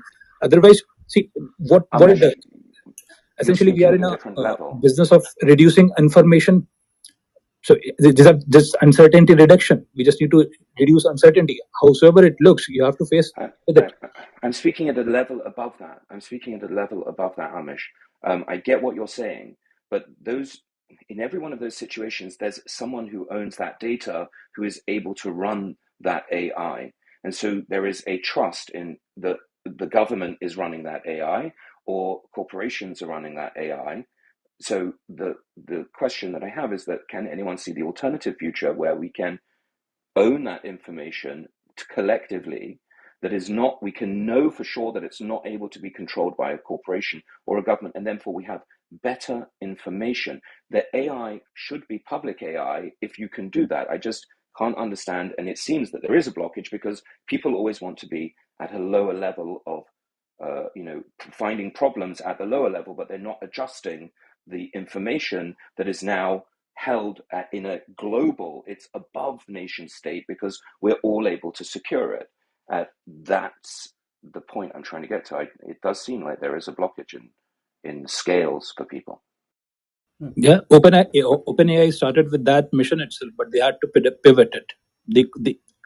Even OpenAI couldn't basically they made sold it out to Microsoft, completely right? decentralized. Now it's a profit-based company. Right. Carl, you wanted to chime in? You have your hand up there in Twitter Space. Yeah, I just wanted to say I understand that the conversation going back and forth, it makes sense. I think the thing that's being discounted is that Nicholas, you're saying that obviously that you think that maybe the issue is not having ease of access to a verifiable source of truth. That is, being able to have this blockchain-esque representation of absolute truth of a chain of events or happenings in the world and whatnot. And I think the problem with that concept is that even if you provided that to people, you're still going to have opinion pieces. You're still going to have alternative viewpoints and perspectives and wordings on that truth in air quotes. And you can't force people to go to the watering hole. Even if you say, well, look at this golden watering hole over here. This is beautiful. This is great. This is going to make you live forever. This is going to give you clarity of mind, whatever. You can't force people to go there. People will still go towards what makes them comfortable, what fits with their narrative. And I think that the critical thinking, and we kind of come around to this topic quite often, and I think there's a lot of individuals in this group and in frequent these rooms that have got the benefit of really good mental framework and critical thinking, and a lot of people who have been brought up with that. But for individuals that didn't have that in an early life, it's actually really hard to take a moment and be empathic and have critical thinking about any given thing that any bit of data that you're consuming, or when you're talking about the objectification and categorization, the tribalism between people, you're saying me over here and them over there. You're saying, well, why can't you just get rid of those boxes and get rid of those categories in your mind? Well, those have been built up in people's minds, and also quite often that energy to take a moment and think about it clear, that takes actual energy, that takes willpower. And if you're a practice person and you've spent your life doing this, it comes to you easily. But if you're not a practice person at doing that, and if your life is full of energy sucking events, if you have financial troubles or health problems, family problems, work problems, all of that sucks away your willpower. So when you're approached with this instance where you have to have critical thinking and empathy, there's nothing left for that. And when you put all of this together, you end up with this melting pot that, Nicholas, you're saying, well, the technology's there, why isn't the society there? Well, it's because humans are messy. And we spend our entire lives trying to train the biological monkey to be less messy. Could I just respond to Carl for two seconds, just to respond? First of all, Carl, I always love what you're saying. I think you bring I like to go after Nicholas.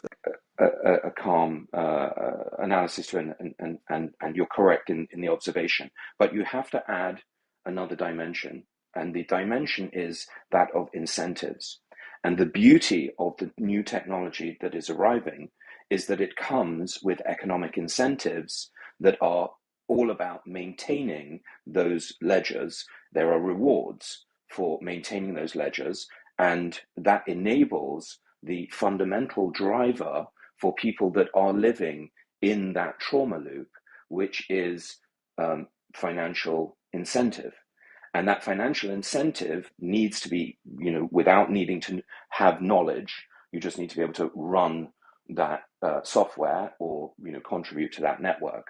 So these are why I'd like so I'm not disagreeing with you in the current state. That's what I'm saying. Can people see it? And it's true, they can't see it yet. And they can't see it yet because it does take the privilege of, mental models and frameworks and reading and learning and experiencing the world and suffering and everything else that is necessary to come to cognition. But at the end of the day, what you have with these new technologies is not only the ability to verify, then trust, and close chasms of uncertainty between people and leverage Moore's law, Metcalfe's law, but you also get to leverage economics because those network economies have network effects, just like Web 2 has and exists on network effects. And that's the very special thing about the mathematics that is now possible with computing and communications, and the trouble that we find ourselves in being both post-truth and post-trust. And so I feel that these events are leading us towards this future, which is not yet self-evident, but will be self-evident by the end of this conflict. Hey, this is, I just wanted to say, and this will be really quick. Everything that we're talking about, especially what Nicholas talked, is not going to happen overnight. This isn't something that's going to happen. The best way for people to wake up and at least have the opportunity to at least think outside their box is to remove some of the social disparities as well as the financial disparity they go through. The reason why people vote against their own best interest is because they're looking at, I don't have food to eat, I don't have access to this, I don't have adequate Medicare or any of these other things. So if you remove those issues, people will have the opportunity to think outside the box and they will not be preyed upon or played against each other. That's, I mean, literally Maslow's law. All we have to do, if you're able to ensure that people's, I'm Agreed. sorry, looking, if you're able to make sure people's basic needs are are satisfied, you open them up to other opportunity. And we're saying this, we're not saying this is going to happen today, but if it will be a gradual thing by raising your kids. Like everyone in here, we're up here talking about it. So we need to raise our kids with this type of thinking and then pass it on and then practice it in society. That's the only way this is going to work if possible. And no, it's not going to be perfect, but we're seeking for progress, not perfection. Elle, can I follow up on that point? Because I can't tell you how much I disagree with it. And I'm sending a big hug, but I will say the following. Does everybody know that Biden and the Democrats reduced the poverty rate to its lowest rate in decades in 2021? And then there was I guess it was a child, there was a, anyways, I That need more no coffee. child line Yeah, act. yeah. So, Yeah, so it'll be people. So multiple ways. let me Not just. gonna My heart is exactly with what should happen, which is what you are saying. But the whole voting in their self interest, we have certain pockets of the population that don't know what their best interest is. So I just want to say that because it's just one of the frustrating things as somebody who does Your like self-interest will you, be self-evident Nicholas, when you Nicholas, have perfect Nicholas, Nicholas, information. Nicholas. and Sorry, hang on, Nicholas. let's finish. Sorry. David, go on.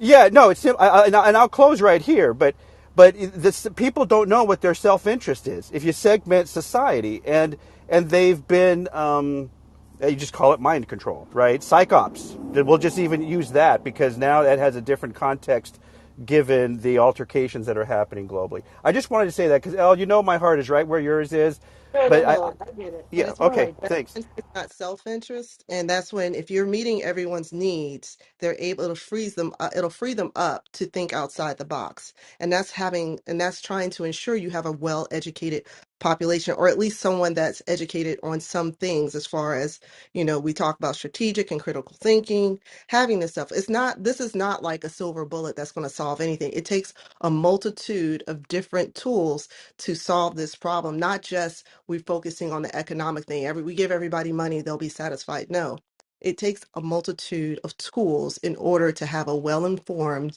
and and having a society that will be able to make choices not just in self-interest but best interest. So Einstein said famously, to understand is to know what to do.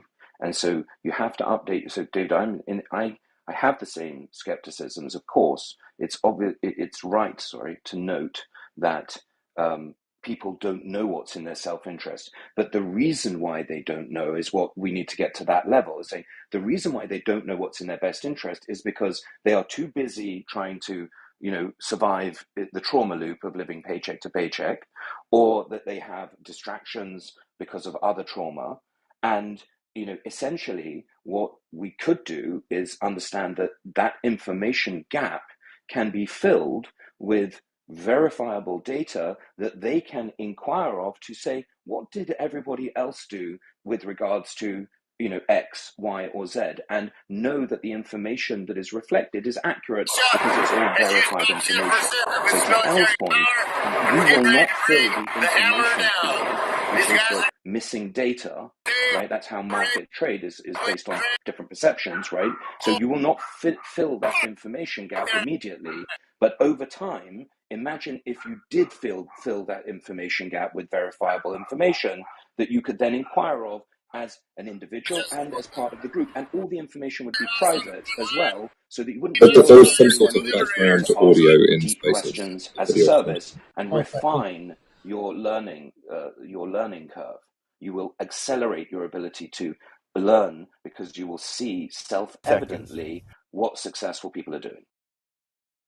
Just while you were talking, I couldn't help but think of a story, Tyler, you were actually talking a while ago about the people that work in your sort of your resort, island, beach, whatever. And you were talking about how they sort of take the mick, as it were, and how they think you're slightly mentally deficient because you spend all day, your reality, the things that are important to you, is you spend all day on a laptop typing away on these plastic keys. And they think that's absolutely hilarious. And while, Nicholas, you're talking and you're going back and forth with, I'm sorry, I can't remember the lady's name. I'm just thinking of that you have a group of individuals living their lives together, and you've been there for a while now, Tyler, and you're probably going to have those people. You probably all of their names individually, and you probably employ generations of their family. You're living and knowing each other every day, eating breakfast with each other, and your scope of reality and the things that are relevant to you are so wildly different. They couldn't be any more different.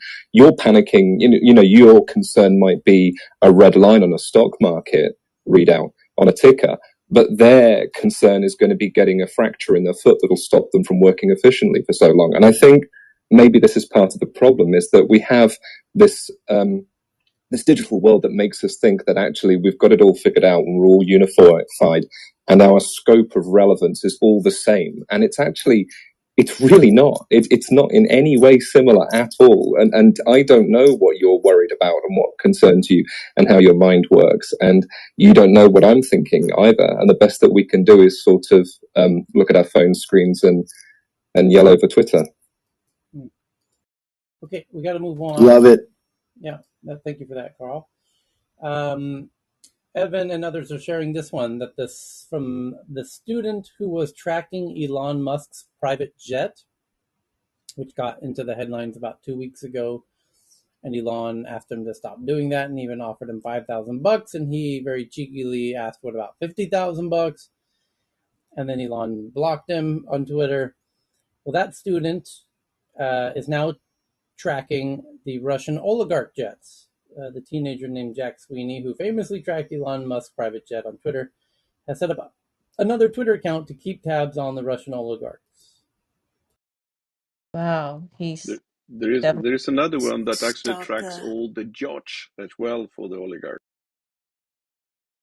And the next one is that from Fox News, which is, I don't know that we've ever shared a Fox News story before. but it's for a unique reason. The headline 56 minutes ago says that the Russian troop convoy that was reportedly 40 miles long has stalled north of Kiev, running out of gas. Right? And somebody else jumped in 30 minutes ago to say that the convoy has reached the northern tip of Kiev and has now stopped.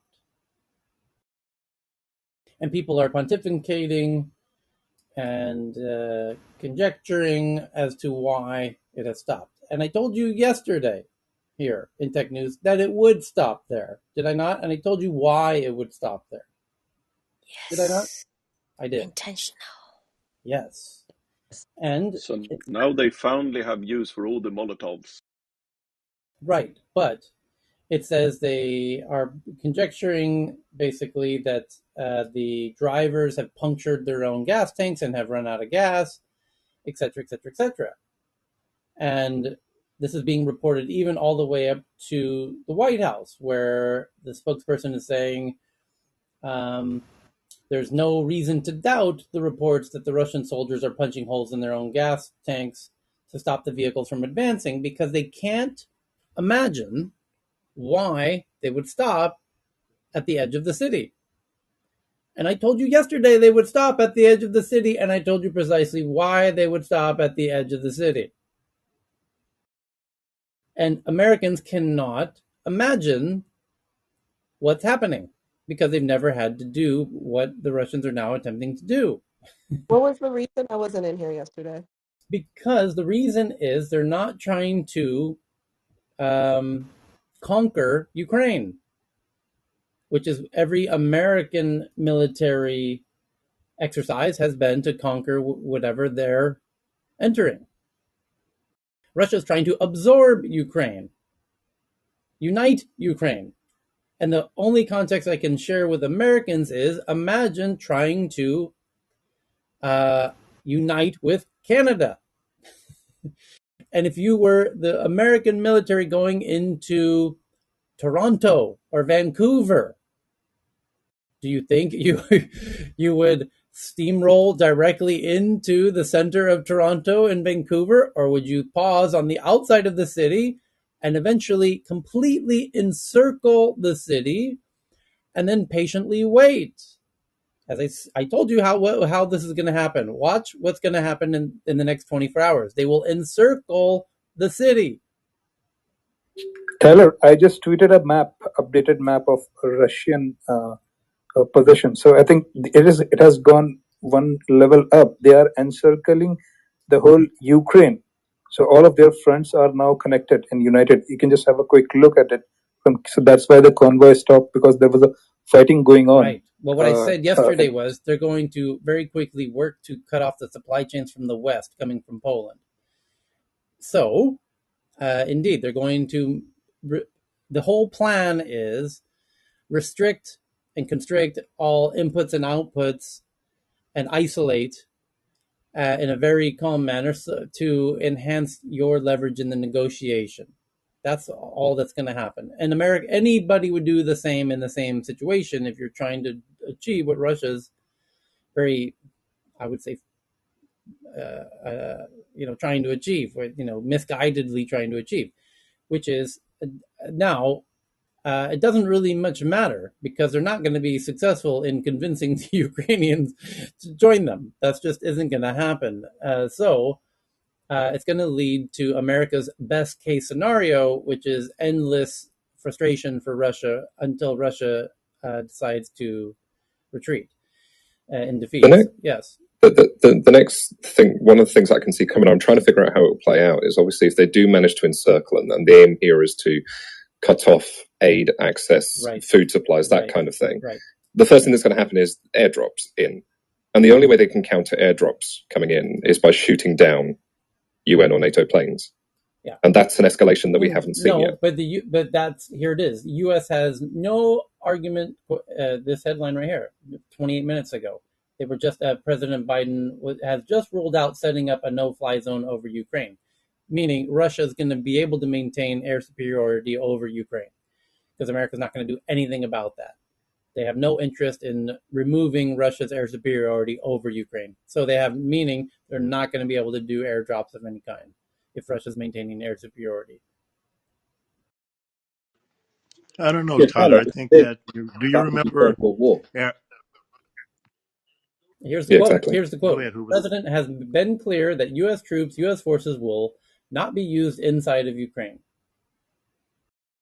I mean, that's Okay, Tyler, do you I feel remember? like given the amount of countries that we have involved in this now in the EU and the address the impassioned address that happened today, do we really think that nobody would step forward and do airdrops of aid in if it came to that? None of the EU countries would do airdrops in.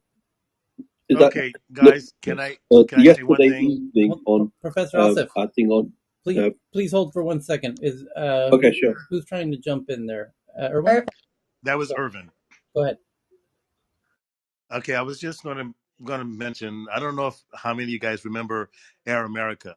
So even though it was a no-name agency that ran it, but I do think that people will test the limits of going in and trying to drop food and stuff if it comes to that, where it's not necessarily the NATO, but they will find a proxy to venture in, because there are soldiers of fortune that are willing to take those risks. So I do think they will make an effort to make sure that food and supplies get to the people in. Yeah, exactly. What's going to happen when a plane full of Red Cross volunteers gets blown out of the sky above Kiev? Exactly. I think that was the discussion last night, that there should be a humanitarian corridor to bring in food. This was members of parliament discussing it last night. What's going to happen is America's favorite dream scenario, which is the further punishment and economic isolation of Russia. All of this is all America's wildest dreams coming true. Yeah, the second round of negotiation is set for tomorrow, 2nd of March. And again, I remind you, every tiny step of this is all America's dream coming true. Which, by the way, Carl, on the humanitarian aid to Ukraine, I think India is sending, and Russia has allowed that humanitarian aid. So there would be planes who would bring back these kids, and on parallel there would be a plane tomorrow for the humanitarian aid. So that just came up. So I'm not sure. The humanitarian aid would continue. They would allow for it. Russians have allowed for it. EU has just sanctioned $1.5 billion for Ukraine.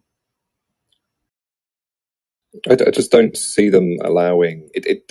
I don't understand this enough, obviously, but my question that might be echoed by other people listening is, why go to the effort of surrounding the capital when the most effective thing that you can do at that point, if you don't want to scorched earth it, which I agree with you, Tyler, is put pressure on the food and water supplies. Right.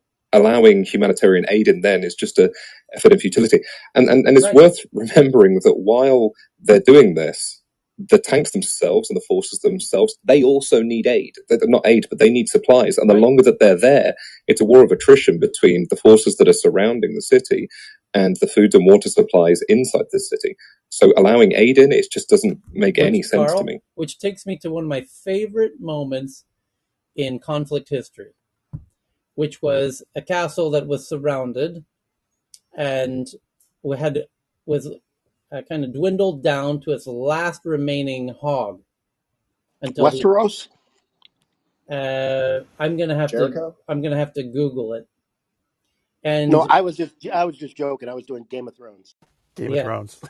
the decision was made to catapult the hog out of the castle onto the invaders as a sign that we have so much food here that we can throw this hog at you.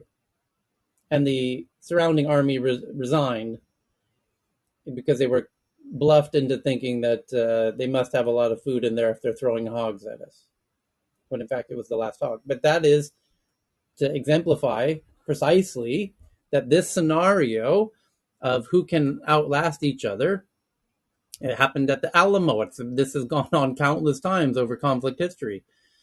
So yes, it's going to be a battle of supply lines, and as every the East Berliners know this game all too well. So it's yeah. Tyler, there's a short-term and long-term piece to that, right? The first short-term piece is just the engagement there with Ukraine. The second is even if he is successful, how is the country of Russia and Belarus? Got to add that in there. What does their economy look like over time? There are some big, you know, economic nuclear options out there in terms of Exactly. grain and So okay. you could argue, and I think it's almost poetic, that the same in circulation that's happening around Kiev and to some bit of an extent around Ukraine, that the world is economically, technologically, logistically encircling and capturing Russia itself. So while Russia is on the perimeter of Ukraine, or more specifically Kiev, the rest of the world is encirculating Russia and not allowing the tanker ships and oil supplies or anything else entering Russia. And it's going to become who can stand it longer. That it's literally what is happening on a macro level. But I Russia actually have doesn't an idea to stop actually once. move Oh, the sorry. boundaries. So another step that I've drawn with Tyler in the back channel. Tyler, can I just give you a good example about another force that had to abandon themselves because of food? Yes. So when I think it was 1 million Russians tried to invade Finland, That's right. and around 100,000 Finnish who pretty much developed a lot of the guerrilla warfare tactics that we see in place today. The Russians then, they were stuck in a particularly brutal winter, ill-supplied, lack of logistics. Many of them were starving. There was a major front that was supposed to be affected during that engagement. But the Russian forces, they happened to be downwind from one of the Finnish cooking camps that was supplying the Finns who were going off on their skis in small groups and affecting all of this deadly guerrilla warfare tactics. And they were cooking up sausage stews, and the Russians, rather than hold their position and maintain this flank, all basically just dropped their positions, raided this cooking station, fed themselves. The flank was flushed, and the attack was pushed back. And that was a pretty key stage in that engagement. Just thought I'd bring that up. Didn't that also happen with Napoleon as well? Oh, And it maybe. Okay. Yeah, they tried to invade Russia and they burned like all the crops and everything, and he tried to go in the dead of winter. And that is where he failed, I think, the winter thing. But isn't the Yeah. we're now sort of going into spring, and potentially the weather could get warmer, and then a different set of problems happen. However, with climate change, it could get colder. It could get colder, and that might put everything up for grabs again. Sorry. Hey, Tyler and group, what is interesting about this, going to, I guess, what Nicholas and I would call the meta level, or maybe I'm giving myself too much credit. Um, I think this sends a great message to other countries that are considering doing something similar. Let's just say, I bet Taiwan has just picked up a few more decades of not being occupied within this century because of this, because of the reaction of the world, the unity of the world, and a lot of different systems, and that's actually without using ground troops. This is huge. This is going to be a great, amazing case study. Taiwan is different situation from Ukraine. Well, what I'm talking about is, I know it's a different situation. I study history pretty well, but what I'm talking about is the actual, theoretically, there's a number of people in the U.S. who believe that someday China will actually try and invade and grab. I'm just saying, based on the way the world is reacting, it is something else to consider on both sides of the topic as to what China and other countries like them might do in the in the future, because in the past you never had such unity across so many different triggers. That's just my thought. I think you're exactly right. I think China's observing the economic consequences that the world is inflicting on Russia and would not risk that for Taiwan. Consequences that have never been seen before, right? It hasn't existed before. Like the removal of access to Visa, to SWIFT, the removal of access to car and manufacturing spare parts, the removal of access to internet services, and ISPs are now sort of being petitioned against global DNS. Sorry, we haven't ever seen this because these are relatively easy things to do. As in, normally in the past, it was a large effort to apply restrictions and remediations, but these are relatively straightforward things to do. As in, for Visa to decide to do this and then cut it off, it's not a lot of energy required to action these sanctions, but the effect that it's going to have on the people is disproportionately massive. So it's. I agree. The case study is going to be astonishing, and China's definitely taking notes. And also with today's technology, we can track the compliance, because in the past, League of Nations, you name it, when another country said, yeah, we're going to put them on sanctions, we're going to block them, nobody could track it. But now, I mean, with this real-time information, we're rejecting tankers here, we're not accepting that there. Information is helping with compliance and also a level of let's just say positive herd mentality to push back. Okay. Tyler, I think you mentioned earlier on about Gazprom wanting to build a pipeline through to China. Right. Yeah, I haven't had a chance to look up that link yet, but I thought that was a very interesting thing, that if it doesn't really go through and if China agrees to it, it gives them literally a pipeline, a lifeline to ward off some of their problems. I mean, in a really megalomaniac society, it is possible, I think, for China to do something totally unpredictable because of that megalomania. And I have this sort of doomsday scenario for the Taiwan situation, and that China actually does the nasty, set troops out, but then when the West or the free countries react against it, they shut themselves down. If they've now got a pipeline through to oil and gas in Russia, then they are sort of sealed and hang the supply chains, hang the fact that the economy might be dented because of the loss of exports to the free world, the United States.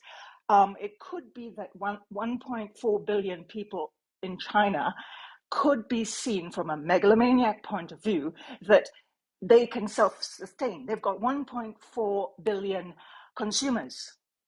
If they can keep producing things within their economic interests and so on and so forth, they might be able to sustain it. I suppose the weak point in that is about supplies of wheat, because China, although it produces so much food, it struggles to produce the kind of food that it itself requires. So hence all the imports that are coming in of food from overseas. But anyhow, the key point is the difficult and unpredictable nature of leadership in China, where they're so hell-bent on being communist and the type of communism that Xi Jinping wants. Chinese characteristics, all that sort of stuff. But that's my sort of, I can't think of the word, but let's just say doomsday scenario at the moment. Thank you for letting me say those things. Thank you. All right. The next point I have is an update that the European Union has accepted Ukraine's application to join the EU and has commenced integrating the country into European structure and power grid, and believe it or not, even the one of the interesting challenges that I'm know firsthand is the different train track width. As anyone who's ever had to take the train from Ukraine westward to Romania knows, at one point your train will have to stop and be lifted off the ground as the new wheels are put on the bottom of the train cars to deal with the different train width. And by the way, that was done strategically to prevent conflicts between USSR and the countries outside the USSR, so that the trains couldn't come right in. But the process can take up to 10 years, right? And also all the EU countries have to agree to it, right? Yeah. I was actually going to say something to that. Watching the live sort of conference, the president of the EU Commission, when she was doing her closing statement, talked about this, and one sentence stuck out to me, which was, "There is a long way to go. We must finish this war," which says to me that obviously, like, what was being called for was expedition of the application process by the Ukrainian prime minister. And that seems to me, maybe I'm reading too much into it, a very soft way of saying, well, no, this isn't going to be an overnight thing. This has never been an overnight thing. And although the crisis at the moment is horrific, it's not going to be an overnight thing. It's not going to be a 1 week, 2 week thing. We must finish this war first, was what she said. Maybe I'm reading too much into it, though. Okay.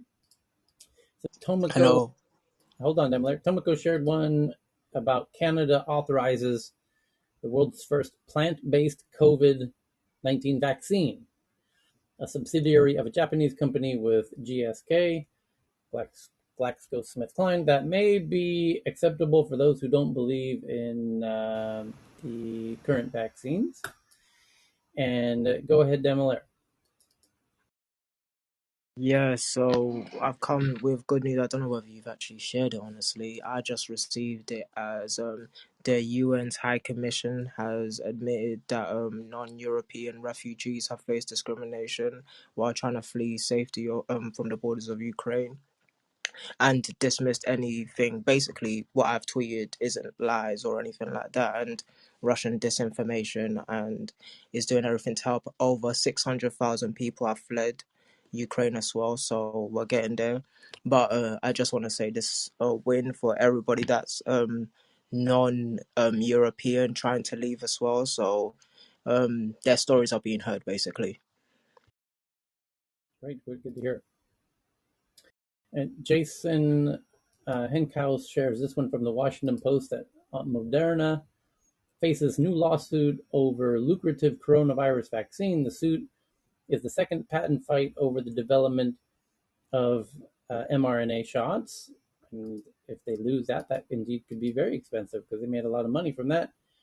And somebody's challenging it. And to that point, was it UC Berkeley just lost the lawsuit? Some UC school who had a patent for CRISPR, which they've been licensing, they've lost, and now that's a very.